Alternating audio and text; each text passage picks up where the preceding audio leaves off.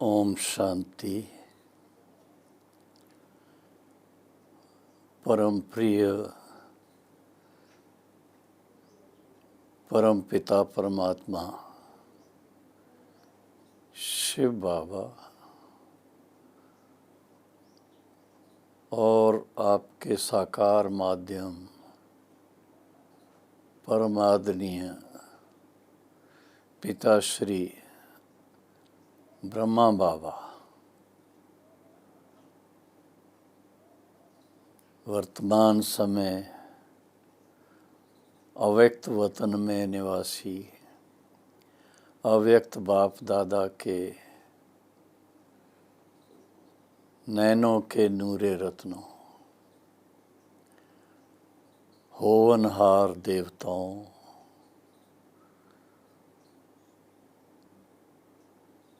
इस समय सभी प्रजापिता ब्रह्मा कुमारी ईश्वरी विश्वविद्यालय के नियमित सभी बहनें जो टीचर्स के रूप में पार्ट बजा रहे हैं, वह भाई चाहे भारत में हैं चाहे विदेश में हैं,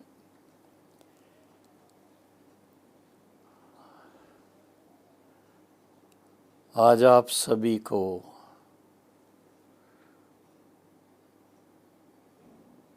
बहुत बहुत आने वाली बसंत ऋतु की शुभकामनाएं दे रहे हैं।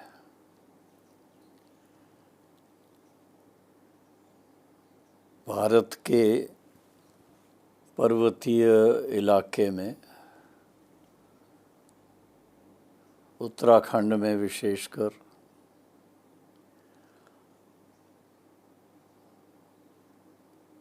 जो त्रासदी हुई है,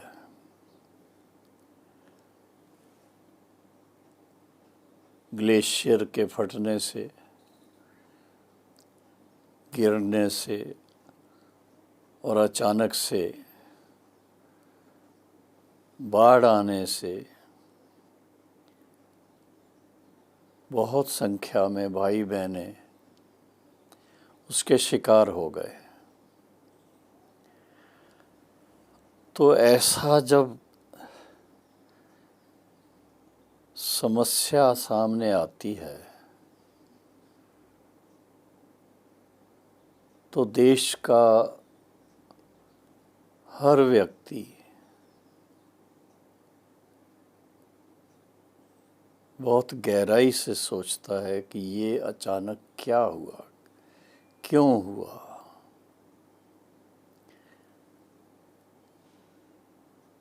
साइंटिस्ट अपने हिसाब से उसका अवलोकन करते हैं, भविष्यवाणी करने वाले एस्ट्रोलॉजर्स अपने हिसाब से करते हैं,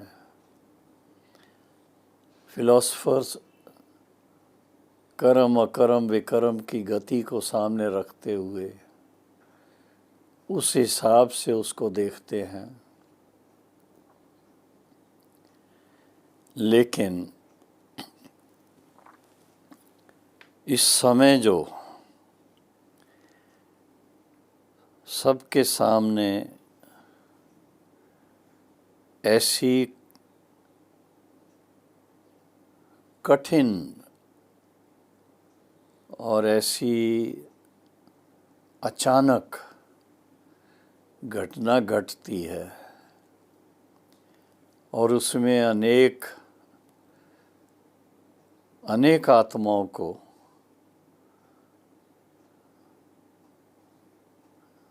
अचानक पानी में डूबने के कारण शरीर छोड़ना पड़ता है।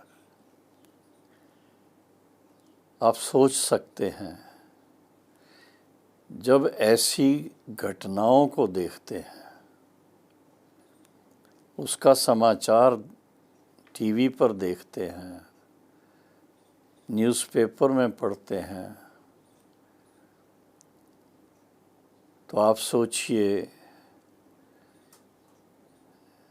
मानवता के नाते से मनुष्य आत्मा के मन में क्या भावनाएं उत्पन्न होती होंगी। पहली बात तो यही आती है कि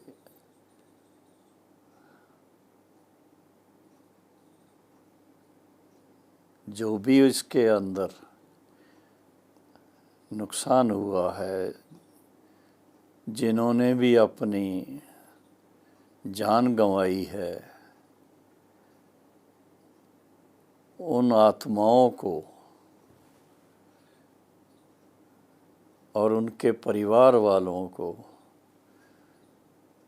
शांति मिले, उसके लिए भगवान को याद करते हैं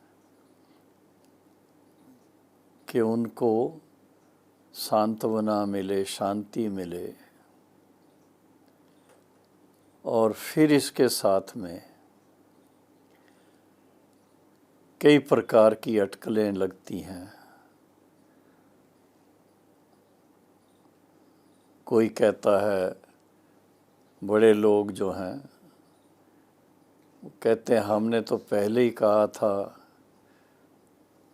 कि पहाड़ों पर बांध नहीं लगने चाहिए, और ये आज उसी का हम फल देख रहे हैं। कोई डैम बनाने की बात चलती है, डैम बनाना माना ही पहाड़ से जो पानी आता है उसको रोकने का, और वो डैम इतनी परिपक्व कभी नहीं होती, पानी का फोर्स ज़्यादा होता, डैम टूट जाती है। और इस तरह से अचानक से बहुत ज़ोर का बाढ़ आ जाता, और उसमें कई भाई बहनें, कई जीवात्माएं अपने जीवन से वंचित हो जाते हैं। अचानक, ये अचानक का खेल है। और इस समय जो समय चल रहा है, कलयुग के अंत का समय, इस समय अचानक की बातें बहुत हो रही हैं। और ऐसे समय पर जब ऐसा घटना को साक्षी होके देखते हैं, और उसमें भी विशेष जिनको थोड़ी आध्यात्मिकता का ज्ञान है और आध्यात्मिकता की रुचि है और आध्यात्मिक पुरुषार्थ करते हैं, तो उनको मन में वैराग आ जाता है। जब ज्ञान सुनते हैं, ईश्वरीय ज्ञान सुनते हैं, ज्ञान मुरली सुनते हैं, और उसमें भी बाबा के इशारे दिए हुए हैं कि ऐसी ऐसी बातें अचानक कलयुग के अंत समय होने वाली हैं। जो प्रैक्टिकल देख रहे हैं, मुरली के अंदर सुनते हैं, और ये प्रैक्टिकल में घटना घटती है तो उसके समाचार हम सुनते भी हैं, और जैसे बताया टेलीविज़न पे भी देखते हैं। धन्य है वो पत्रकार या टेलीविज़न के जो भी नियमित रिपोर्टर्स जो ऐसी कठिन स्थानों पर भी जाकर और उसका पूरा समाचार देने के लिए निमित्त बनते हैं।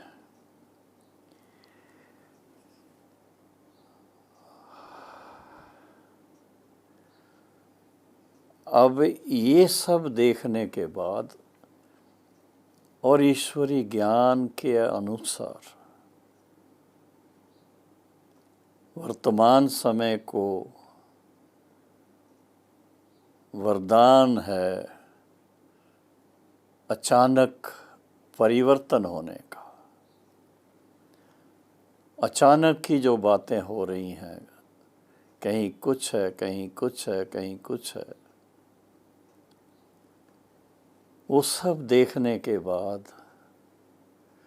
और ज्ञान के अनुसार कि ये समय आ गया है हम सबको कलयुग के अंत समय को देखते हुए हमारा भी जो इस संसार में इस समय का जो पार्ट है, ज्ञानवान आत्माओं को वैराग जरूर आता है, बेहद का वैराग। बेहद का वैराग अर्थात जिसमें के ज्ञान के आधार से वैराग, इस बात को जानते हुए कि हम सब आत्माएं अपने प्यारे परम धाम से, जहाँ हम परमात्मा शिव के साथ शालिग्राम रूप में निवास करते थे, वहाँ से इस सृष्टि पर आकर जब से भी हमने पार्ट बजाया होगा, सतयुग से बजाया होगा तो 84 जन्म का पार्ट, बीच में आए होंगे तो थोड़े कम जन्मों का पार्ट होगा, लास्ट में आए होंगे तो बिल्कुल ही कम जन्म होंगे। लेकिन जब से हम इस धरा पर आए, हम सब आत्माओं ने अपना सतो प्रधान समय भी अनुभव किया, सतो भी समय अनुभव किया, और फिर द्वापर युग से रजो का समय भी अनुभव किया, रजो गुण का, और फिर कलयुग में आकर के तमो का अनुभव किया। और कलयुग के अंत में तो आप सब देख रहे हैं तमो प्रधानता की अति हो गई है। तो ऐसे समय पर जो आत्माएं सतयुग की आदि की अनुभवी आत्माएं होंगी, उनके मन में बहुत स्पष्ट होगा कि अब तो वापस घर चलना है, इस कलयुगी दुनिया में अब मेरे लिए आवश्यकता ही नहीं है। ये ठीक है, मैं जब तक इस शरीर में हूँ तो मैं ईश्वरी याद में रहकर परमात्मा पिता के साथ मन लगा के और अपने शुभ कामना के, शुभ भावना के प्रकंपन चारों तरफ फैला करके सभी आत्माओं को शांति का दान, सांत्वना का दान, वो सब देता रहूँगा। लेकिन अंदर में वैराग वृत्ति ऐसी बन जाती है कि किसी बात में भी कोई आनंद नहीं आता है। समय ज़रूर पास करना है, सेवा करनी है, जितना हो सके अपना समय तपस्या में लगाना है, लेकिन एक वैराग वृत्ति अच्छी तरह से दिल में बैठ जाती है। प्रजापिता ब्रह्मा कुमारी ईश्वरी विश्वविद्यालय के संस्थापक पिताश्री ब्रह्मा बाबा को हमने देखा।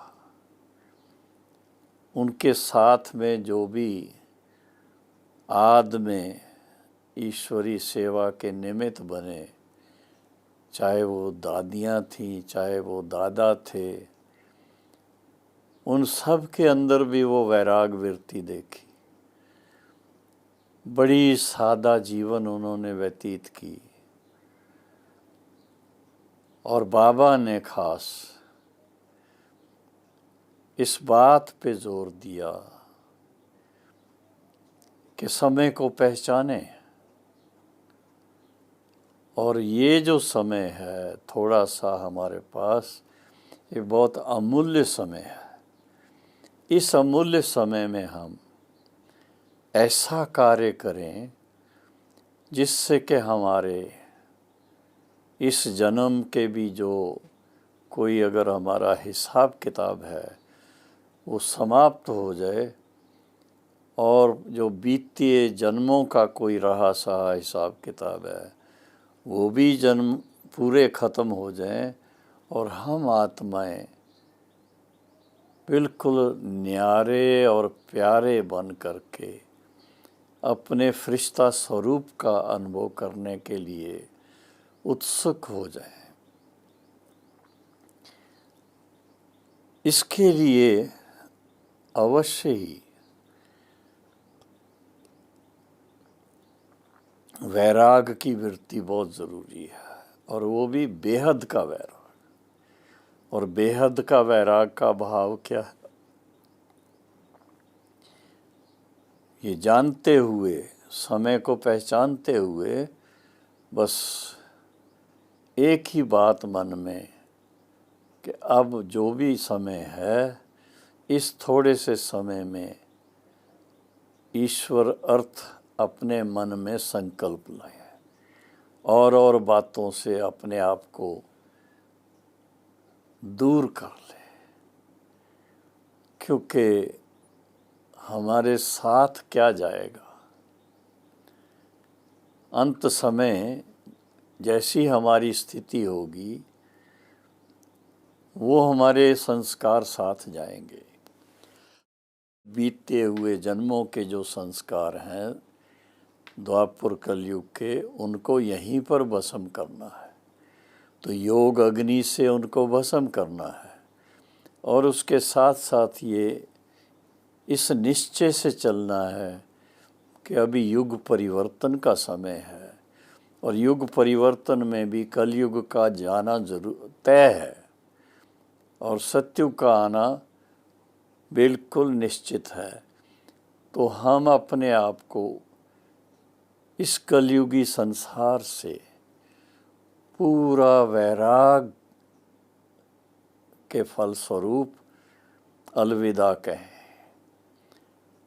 ऐसी तैयारी अपनी रखें कि हम अब बस यहाँ से सूक्ष्म वतन जाएंगे, परम धाम जाएंगे, और फिर हम सत्युगी संसार में अवतरित होंगे।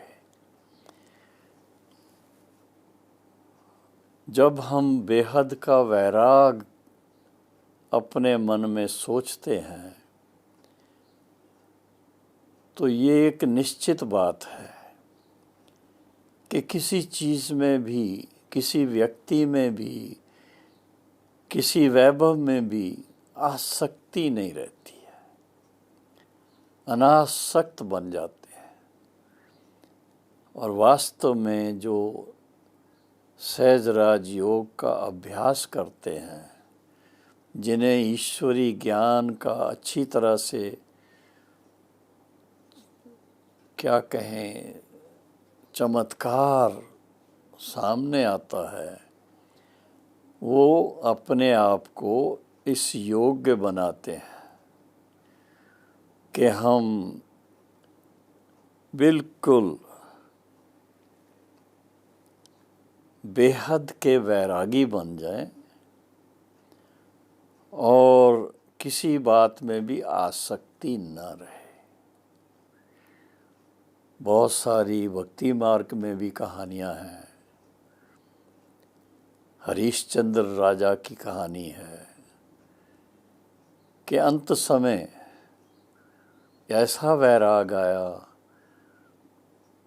वो एक लाठी लेकर के जाने वाले थे, तो उनकी पत्नी ने कहा,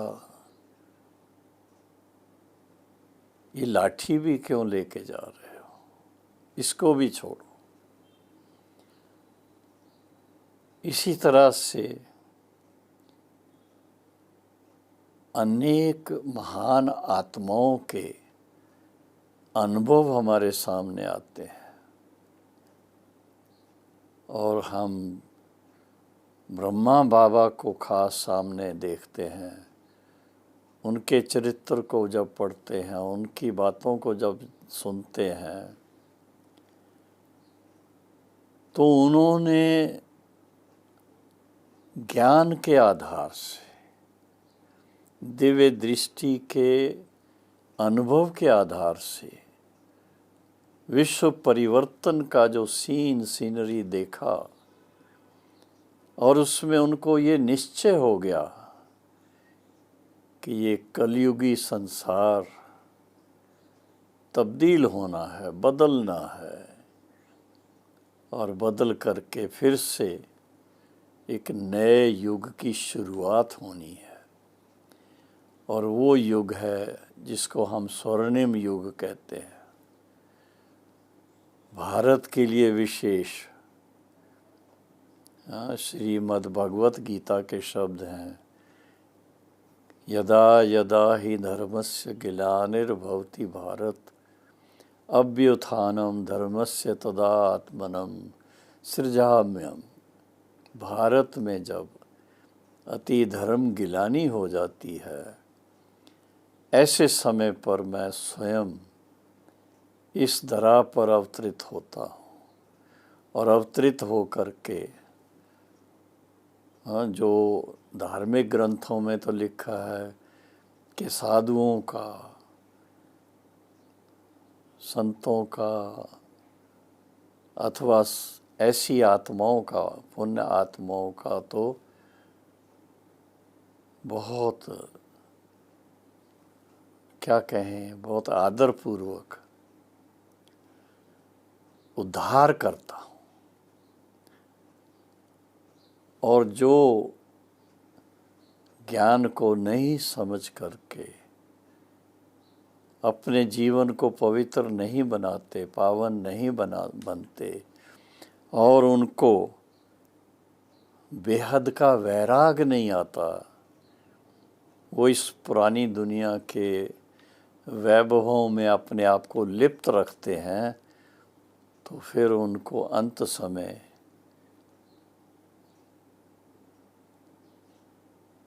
बहुत दुख की भोगना होती है। तो अभी हमें इस बात पर ध्यान देना है कि समय को पहचाने और समय के अनुसार कि ये युग परिवर्तन का समय है, ये परमपिता परमात्मा शिव के अवतरण का समय है, ये पिताश्री ब्रह्मा बाबा के मुखारविंद द्वारा ज्ञान सुनने का समय है और उनके द्वारा जो इस संसार का भविष्य का भाग्य है, जो भाग्य विधाता ने खुद लिखा है कि ये फिर स्वर्णिम युग आएगा, पर स्वर्णिम युग से पहले इस पुरानी कलयुगी संसार से अगर बेहद का वैराग नहीं आएगा, इससे अनासक्त नहीं होंगे, इस पुरानी दुनिया के जो भी वैभव हैं, जो भी इसकी मिट्टी के समान दौलत है, उसमें ही अगर चिटके रहेंगे तो वो अपना भाग्य नहीं बना पाएंगे और उसको अंत समय अवश्य दुख की भोगना होगी। प्रैक्टिकल देखते हैं। इसलिए आज खास इस बात को लेकर के ज्ञानी तो आत्मा बन के, योगी तो आत्मा बन के, दैवी तो आत्मा बन करके, दिव्य गुणों को धारण करके बेहद की वैराग वृत्ति अपने जीवन में लाएं और उसके साथ साथ पूरे अनासक्त हो जाए, कोई आसक्ति न रहे। तब कहेंगे कि हम आत्माएं फरिश्तों की तरह उड़ते उड़ते उड़ते उड़ते वापस अपने परम धाम में पहुंच जाएंगे। और परम धाम में पहुंचने का भाव यही है कि हम अपने ओरिजिनल आत्मिक स्वरूप का जो स्वर्णिम पार्ट है, जिसको कहा जाता है गोल्डन एज में पहुंच जाएंगे। इसके लिए ही वर्तमान समय का पुरुषार्थ, निरंतर का पुरुषार्थ चाहिए और नियमित रूप से करना ज़रूरी है। इसको हम नज़रअंदाज ना करें। जितना हो सके अपने ऊपर अटेंशन रखें, अपने आसपास में सब का ध्यान रखें, अपने परिवार का ध्यान रखें और हर एक के प्रति यही भावना रखें कि अब हम सब उस पिता परमात्मा के साथ मन लगा करके, और ये जो भी हमारे अंदर 5 विकारों के कारण ऐसी कमियां हैं, उनको दूर करने के लिए हमारे जीवन में बेहद का वैराग आना चाहिए। और फिर इसके साथ में हर बात में, हर कार्य में अनासक्त भाव होना चाहिए। जब ऐसा होगा तब आत्मा बिल्कुल उड़ते पंछी की तरह अपने आप को महसूस करेगी, फरिश्ता बन करके वापस अपने सूक्ष्म वतन में जाएगी और फिर परम धाम में जाएगी और फिर सतयुगी संसार में आकर के स्वर्णिम युग का आनंद लेगी। ओम शांति शांति शांति।